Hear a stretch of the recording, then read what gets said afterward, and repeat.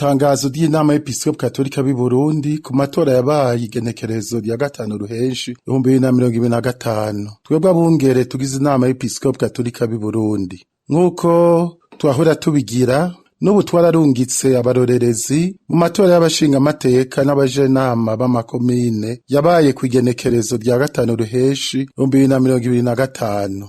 Naho batakwiye ku biro vyose vy'amatora, barashitse mu ntara zose no mu makomine yose, bariboneye ivyabaye ku biro vy'amatora 2,400, akaba ari ibice 30% vy'ibiro vy'amatora mu gihugu cose. Kubw'abahinga mu vyerekeye amatora, ivyo bico n'urugero rukwiye kugira ngo umuntu ashobore kugira ico avuze ku kuntu amatora yagenze. Dufatiye ku vyo biboneye, turemeza ko muri rusangi amatora yabaye mu mutekano, kandi abantu barayitavye. Vyongeye umugwi w'igihugu wigenga ujejwe amatora wagumye ukurikirana uko amatora ariko aragenda, bikenewe ukibutsa intumbero ijanye n'amategeko. Ariko hariho n'ibitagenze neza babonye. Muri ivyo twovuga nk'ibi: hari ibiro vy'amatora vyuguruwe imbere y'isaha itegekanijwe n'amategeko, abaserukira bitoza n'abarorerezi batarashika ngo bibonere ko amasandugu agaragara kandi bumva ingene abahagarariye amatora barahira. Hariho ibiro vy'amatora vyuguruwe kw'isaha, mugabo abaserukira bitoza n'abarorerezi bakabanza gutaramurwa, hanyuma binjijwe bagasanga amasandugu ari mu kuzura ku buryo butangaje.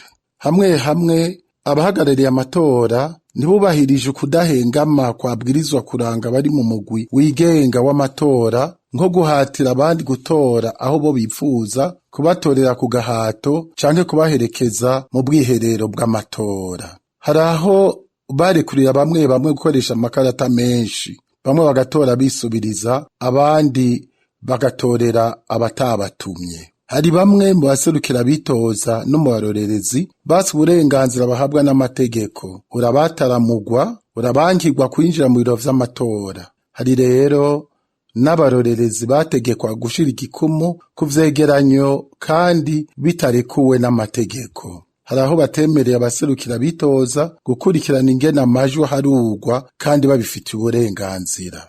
Dufatiye kuri ivyo tuvuze, mu vy'abarorerezi bacu babonye bitagenze neza, turabona ko impinga ikiri ndende mu vyo gutunganya neza amatora, kandi turibaza nimba bidatosekaza ibiharuro bitangazwa. Duhamagariwe rero kwikebuka, tugatumbereza neza ingene dutegera intwaro rusangi ngo dushobore gutosora ingendo y'amatora, haba mu vy'amategeko yagenga no mu nzego ziyatunganya. Uwo mwizero wuko twoteba tugashika ku matora atagira akanenge, nudutume tuguma twitwararitse gushira imbere kubakira ku kuri, ku butungane, ku rukundo n'amahoro. Bigiriwe i Bujumbura ku wa 10 Ruheshi 2025, abungere b'Eklezia Katolika b'i Burundi, Bonaventura Nahimana, umwungere mukuru wa diocese nkuru ya Gitega, akaba n'umukuru w'inama y'Episkopi Katolika b'i Burundi, Gervasi Banshimiye ubusa, umwungere mukuru wa diocese nkuru ya Bujumbura, Yohakimu Ntahondereye, umwungere wa diocese ya Muyinga, Buraziyo Nzeyimana, umwungere wa diocese ya Ruyigi,